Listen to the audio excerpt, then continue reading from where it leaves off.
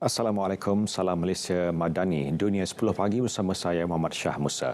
Majlis Keselamatan Pertubuhan Bangsa-Bangsa Bersatu PBB dijadual mengundi terhadap beberapa rangka ketetapan mengenai Israel dan Palestin yang tertumpu sebahagian besarnya kepada keadaan kemanusiaan.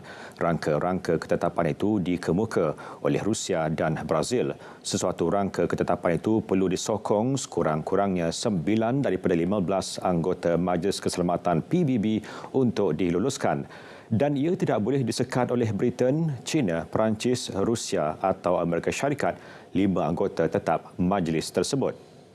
Rangka ketetapan yang diusulkan Rusia menggesa satu gencatan senjata kemanusiaan dilaksanakan, manakala Brazil menyeru peperangan digantung sementara untuk membolehkan kiriman bantuan. Kedua-dua rangka ketetapan itu juga mengutuk keganasan dan kekerasan ke atas orang-orang awam dan menggesa pembebasan semua tebusan. Sementara itu, PBB beri amaran pembukaan sempadan semenanjung Gaza, Mesir adalah sangat diperlukan.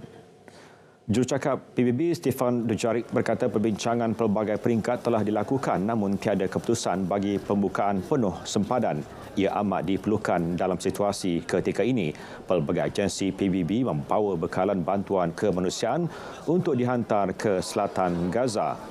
Sebuah pesawat yang membawa bekalan dari WHO juga telah tiba di Al-Arish, sebuah bandar besar berhampiran Gaza. Menteri Luar Mesir Sameh Shukri pada awal Isnin berkata, Mesir telah berusaha sejak awal krisis di Gaza agar lintasan di Rafah beroperasi dan membenarkan bantuan kemanusiaan dihantar selain penduduk Palestin melintas ke negara ketiga.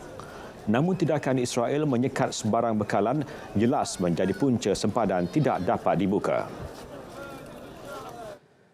Kelayakan Euro 2024 antara Belgium dan Sweden digantung pada separuh masa dan kemudiannya dibatalkan selepas dua warga Sweden ditembak mati malam tadi waktu tempatan. Penyerang disyaki melarikan diri selepas melepaskan tembakan ketika perlawanan bola sepak sedang berlangsung. Insiden mencetuskan pemburuan besar-besaran dan mendorong Belgium meningkatkan amaran keganasannya ke tahap tertinggi. Seorang pendakwa raya Persekutuan Belgium berkata, tiada bukti penyerang mempunyai sebarang kaitan dengan konflik Palestin-Israel. Kedua-dua mangsa dilaporkan memakai baju Sweden ketika ditembak. Motif kejadian sedang disiasat. Seorang lelaki mendakwa dirinya sebagai anggota ISIS dalam satu video kejadian itu yang tersebar di media sosial. Seorang lelaki maut apabila sebatang pokok tumbang menghempap keretanya akibat taufan Lidia berhampiran pusat peranginan pantai Punta Mita Nayarit, Mexico. Taufan yang berlaku pada 10 Oktober lalu telah membadai pantai Pasifik Mexico menyebabkan kerosakan yang teruk. Banyak pokok yang tumbang dan struktur bangunan rosak akibat taufan itu di bandar pantai Puerto Vallarta. Taufan itu yang berada dalam kategori 2 atau ribut berbahaya dengan maksimum 110 km sejam dijangka terus menghasilkan hujan lebat dan angin kencang.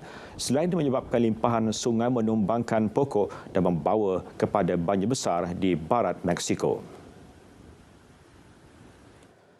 Rusia menyertai China dalam usaha untuk menyekat import ikan dan makanan laut dari Jepun. Rusia menyatakan sekatan yang dilaksana adalah langkah berjaga-jaga dan dia akan kekal sehingga maklumat lengkap menunjukkan makanan laut dari Jepun selamat dimakan.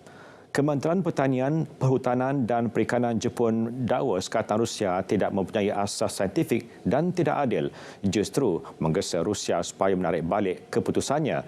Menurut kenyataan itu lagi, Jepun akan terus menyediakan penjelasan berasaskan bukti saintifik kepada Rusia dengan cara berterus terang dan jujur.